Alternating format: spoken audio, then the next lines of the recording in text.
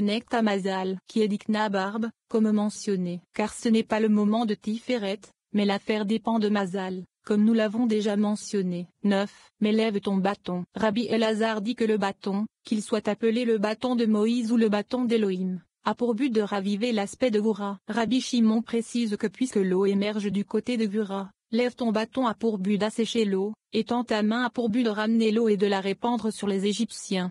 90. Mais lève ton bâton Shemo 14h16. Lève ton bâton, sur lequel est gravé le saint nom, et tends ta main du côté du saint nom. Dès que les eaux verront le saint nom, elles s'en éloigneront. Tends donc ta main d'un côté de la baguette, car les autres côtés de la baguette seront nécessaires pour d'autres choses, par exemple, pour frapper le rocher.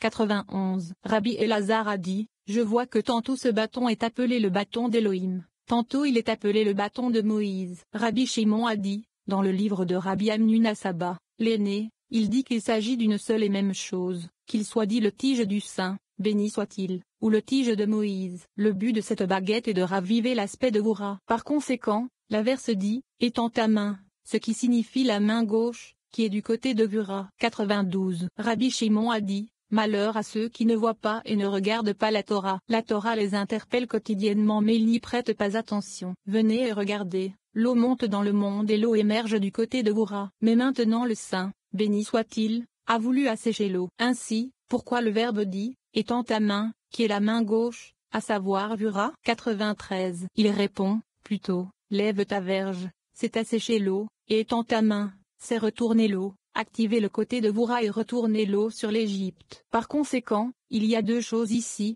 car il est écrit, lève ton bâton, et tends ta main sur la mer, et divise-la. Un élément est d'assécher l'eau, et l'autre est de tourner l'eau sur l'Égypte. 94. Il demande, comment a-t-il été possible de sécher la terre au milieu de la mer, car il y avait des fosses en elle? Il répond, le Saint, béni soit-il, a accompli un miracle dans un miracle, comme il est écrit. Et les profondeurs étaient figées au cœur de la mer. Shemo 15:2.8.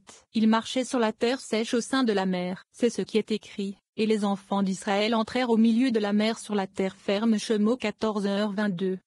Et il enleva les roues de leurs chars. Rabbi Shimon commence par et il enleva les roues de leurs chars et comme je regardais les créatures vivantes, voici une roue sur la terre par les créatures vivantes. Il nous dit que le Saint, béni soit-il, établit sa domination à travers les patriarches. Jacob est attaché à l'arbre de vie, qui ne connaît jamais la mort, et Dieu en a fait l'élu parmi les patriarches. L'idée maîtresse de toute cette section est que, lorsque le Saint, béni soit-il, veut écarter quelqu'un du pouvoir sur cette terre, il commence par lui ôter sa domination en haut. Nous lisons au sujet des légions d'en haut avec tous les chars enlacés ensemble et sous le commandement de la plus haute bête sainte. Ils vont tous nager dans la grande mer, où les vagues sont des jugements. Rabbi Tchak nous raconte que lorsque les enfants d'Israël s'approchèrent de la mer Rouge, le Saint, béni soit-il, appela le ministre qui avait été nommé sur la mer et lui dit qu'il était temps de remplir la condition qui avait été faite lors de la création de la mer, à savoir qu'elle devait se fendre devant ses enfants le moment venu. Et la raison pour laquelle les Égyptiens ont été tués par la mer et que la haute mer s'est soulevée contre eux. Le ministre de l'Égypte avait opprimé la congrégation d'Israël en la réduisant en esclavage. Aussi fut-il brisé le premier, puis tous les royaumes d'en bas furent brisés.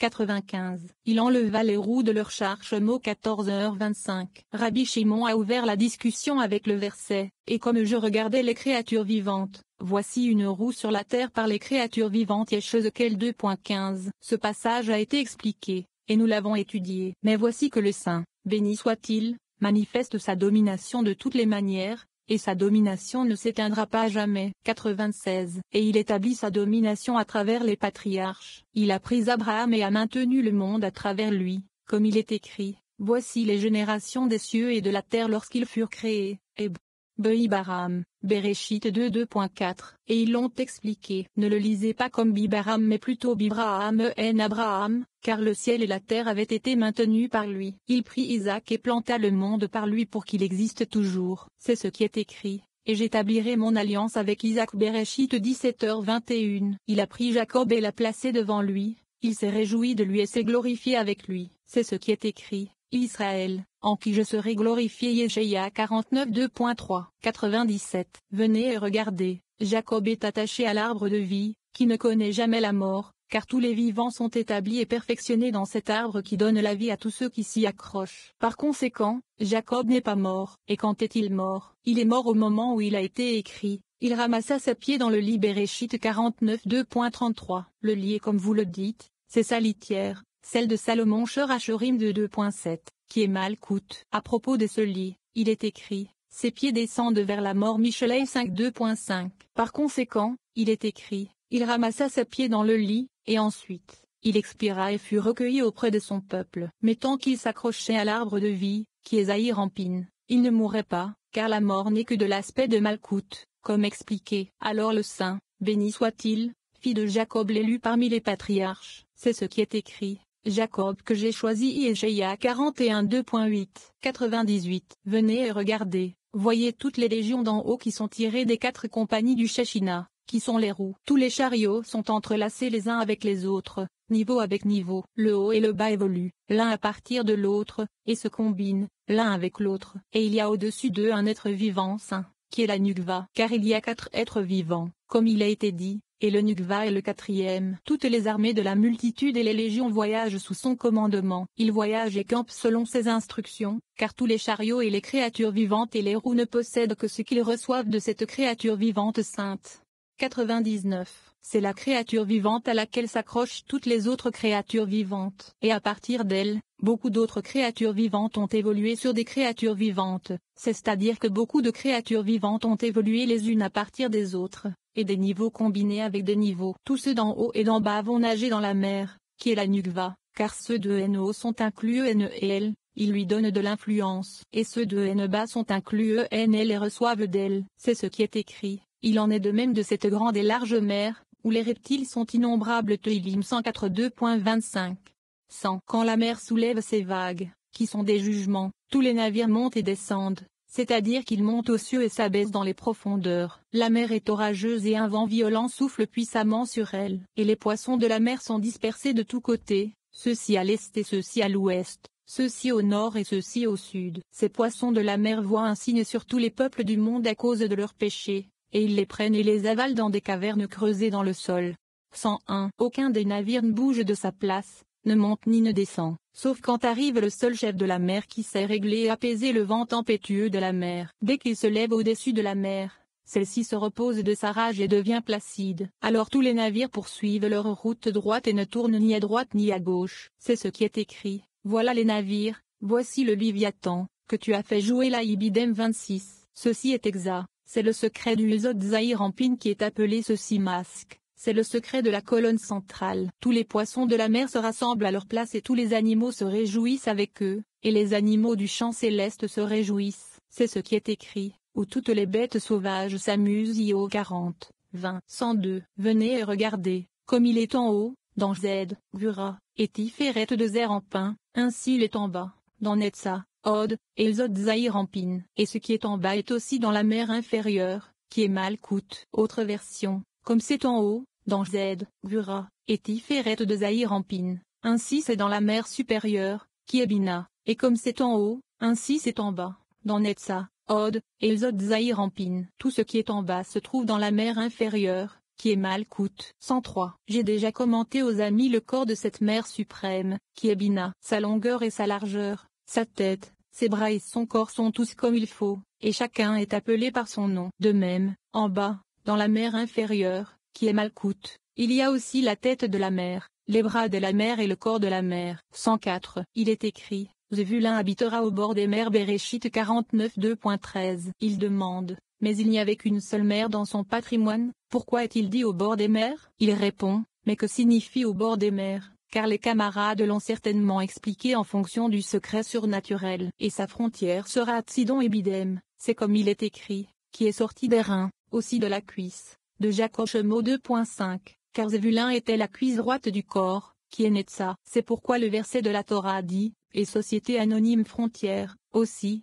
cuisse. La mer de Galilée était dans son héritage, et d'ici le poisson pourpre est disponible pour la teinture pourpre. 105. Venez et regardez, combien de chars sur des chars il y a, et les roues du char courent rapidement, et les supports du char ne s'empêchent pas de voyager sur eux. Et il en est ainsi pour tous. Venez et regardez, examinez le char du ministre sur l'Égypte. Comme il a été expliqué, on n'a pas trouvé de char complet, comme il est écrit. Il enleva les roues de leurs chars. Shemo 14h25. Il y avait de nombreux chars qui se déplaçaient sur le support d'une roue qui était désignée sur eux. Dès qu'elle a été retirée de sa domination, alors tous les chars ont été retirés de leur contrôle et ne pouvaient plus voyager. Ensuite, tous ceux qui sont en bas, dans ce monde, ont été retirés de leur domination, comme il est écrit, et l'Égypte, même Pharaon, et tous ceux qui se confient en lui. Irméia 46:2.25. 106. À cette époque, le gouvernement de l'Égypte régnait sur toutes les autres nations. Dès que le pouvoir de l'Égypte a été écrasé, le pouvoir des autres nations a été brisé. Comment le savons-nous? Car il est écrit, alors les chefs d'Édom seront stupéfaits. Shemo 15h15. Et le peuple entendra et aura peur. Ibidem 14, parce qu'à cette époque, ils étaient tous attachés au service de l'Égypte. Ils dépendaient de l'Égypte pour les aider, et ils demandaient tous l'aide de l'Égypte pour se renforcer. C'est pourquoi, lorsqu'ils entendirent parler des actes puissants que le Saint, béni soit-il, accomplissait en Égypte, ils furent découragés et ne purent tenir bon. Ils ont tous tremblé et ont perdu leur force. 107. Certes, lorsque leur force fut brisée en haut, la force de tous ceux qui étaient attachés à lui fut brisée, car une fois que la force de tous fut brisée en haut, toutes celles qui étaient en bas furent brisées à cause de cette force qui fut brisée en premier. C'est pourquoi il enleva les roues de son char, roues, c'est-à-dire la force d'en haut. Comme mentionné plus haut, il roulait lourdement. Shemo 14h25. Une fois qu'elle était brisée, il ne pouvait plus se déplacer. 108. Venez et regardez, il en est ainsi, car il n'est pas écrit, et il ôta les roues de ses chars ou roues de chars, ce qui signifie soit les deux au pluriel, soit les deux au singulier, mais il est plutôt écrit, et il enleva la roue de ses chars. Roue est singulière, et ses chariots est pluriel, et c'est parce que Roueb, offrant, et la puissance à laquelle ils étaient tous attachés, comme il est écrit ci-dessus. Il est donc écrit au singulier. 109. Nous pouvons aussi expliquer, et il enleva la roue de son char. Venez et voyez, heureuse est la portion d'Israël que le Saint, béni soit-il, a voulu joindre à eux et être leur portion, et qu'il soit sa portion. C'est ce qui est écrit, et attachez-vous à lui. Devarim 13:2.5. Et mets-toi qui t'es attaché à Hachem ton Elohim. Devarim 4:2.4. À Hachem en effet, il est également écrit, car Yahvé s'est choisi Jacob. Elim 135:2.4, et car la part d'Hachem, c'est son peuple, Jacob est le lot de son héritage. Devarim 32:2.9, car il les a fait naître de la semence sainte pour en faire sa part. Il ne n'est pas de même pour l'autre côté et les nations du monde, qui n'ont aucun lien avec le Zahir Ampin. Par conséquent, il leur a donné la sainte Torah qui a été cachée 200 ans avant la création du monde. Et ceci a déjà été expliqué. En raison de son amour, il l'a donnée aux enfants d'Israël pour qu'ils la suivent et s'y attachent. 110. Venez et regardez, tous les camps d'en haut et tous les chariots sont tous joints les uns aux autres, niveau par niveau, ceux d'en haut et ceux d'en bas sont liés ensemble. Et il fut expliqué qu'il est écrit, ainsi est cette grande et large mer. Tehillim 104:2.25. Et la créature vivante est au-dessus d'eux. C'est la Nukva qui provient de la Kout et du haut de Zer Ampin et qui recevant des trois créations vivantes de Zahir Ampin. Et elle est la quatrième créature vivante dont tous reçoivent, même les chars de l'autre côté, et les nations du monde. Toutes les multitudes et les camps voyagent sous son commandement. Ils voyagent selon ses instructions, et se reposent selon sa parole. Quand elle voyage, ils voyagent tous, car ils sont tous unis à elle. 111. Venez et voyez, lorsque le Saint, béni soit-il, a voulu faire descendre les multitudes de Pharaon, il a d'abord supprimé leur pouvoir, comme nous l'avons expliqué. Que fit-il? Il a enlevé et détaché ce lieu saint supérieur qui conduisait tous ces chariots du ministre d'Égypte Eno, car tous les chariots étaient sous ses commandes, même ceux de l'autre côté. Dès qu'il partait, alors tous les camps et les chariots ne pouvaient plus voyager. Comme ils ne pouvaient pas voyager, le ministre d'Égypte fut retiré de sa domination par un feu ardent, et alors la domination de l'Égypte fut retirée. C'est pourquoi, ils ont dit, fuyons la face de Israël. Quelle en est la raison? Parce qu'ils ont vu le ministre d'Égypte brûlé par le feu. 112. Rabbi Tchak a dit, lorsqu'Israël s'approcha de la mer, le Saint, béni soit-il, appela le ministre qui avait été nommé sur la mer. Il lui dit, au moment où j'ai fait le monde, je t'ai nommé sur la mer et j'ai conditionné la mer pour que ses eaux se divisent devant mes enfants. Maintenant, le temps est venu pour mes enfants de passer au milieu de la mer. Et ensuite, il est écrit, et la mer reprit sa force. Aïtano, quand le matin parut. Shemo 14h27. Qu'est-ce que l'éthano? La condition, Tenao, qu'elle avait avec le Saint, béni soit-il, lorsqu'il créa le monde, car Aïtano Société Anonyme Force, s'écrit avec les mêmes lettres que Tenao Société Anonyme Condition. 113. Israël habitait au bord de la mer et voyait les vagues monter et descendre. Ils levèrent les yeux et virent Pharaon et sa foule. Ils eurent peur et crièrent, comme cela a déjà été expliqué. La mer a vu